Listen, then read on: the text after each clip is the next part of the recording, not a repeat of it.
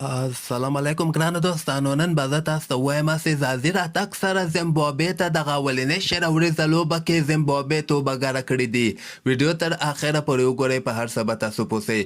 ټول نه مخکې به زه تاسو ته ووایم که تاسو هم د افغانستان په دغه بریا باندې خوشحاله سوي یاستئ، دغه ویډیو در سره حتما لایک کړئ او لاندې په کمنټ کې افغانستان زنده باد در سره ولیکئ. اول خو به زه ټولو د افغانستان د کرکټ مینوالو ته دغه اولنۍ شروریزې لوبه افغانستان وګټله. د دغه مبارکي به ووایم چې دغه لوبه کې د افغانستان بعضو لوبغاړو ډېر زبردسته بیټنګ نندارې ته وړاندې کړې ده. دغې لوبې ته که موږ راسو، افغانستان اول بولنګ ترسره کړ، زیمبابوې او 16 رنزه ټارګټ په شل اوړو کې ورکړی و. د افغانستان بالرانو کې فضل حق فاروقي 4 اوړو کې 22 رنزه ورکړي، یو لوبغاړی اوټ کړی. نجات مسعود بیا 3 لوبغاړي اوټ کړي دي، خو 29 رنزونه یې ورکړي دي په 4 اوړو کې. نبیم 3 اوړو کې 13 رنزه ورکړي، یو لوبغاړی اوټ کړی. عظمت الله عمرزي بیا 3 اوړو کې 25 رنزه ورکړي. رشید خان بیا 4 اوړو کې 21 رنزه ورکړي او د مقابل ټیم یو لوبغاړی م اوټ کړی ده. کریم جنت هم 2 اوړو کې 10 رنزه ورکړي، خو کوم لوبغاړی نه ده اوټ کړی.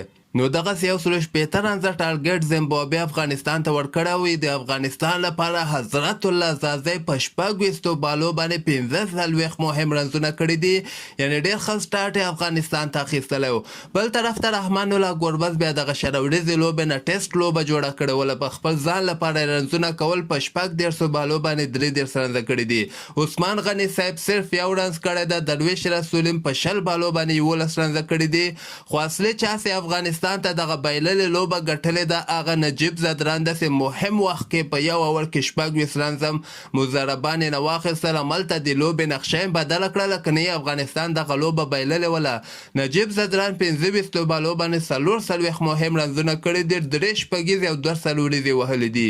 نبیم بیا لاندې کې 15 مهم رنزونه په 8 بالو باندې کړي دي. نو اخرنی اوور کې افغانستان دغه ټارګټ پوره کړی ده او اولنۍ شروریزه لوبه افغانستان په 6 وکټو باندې ګټلې ده.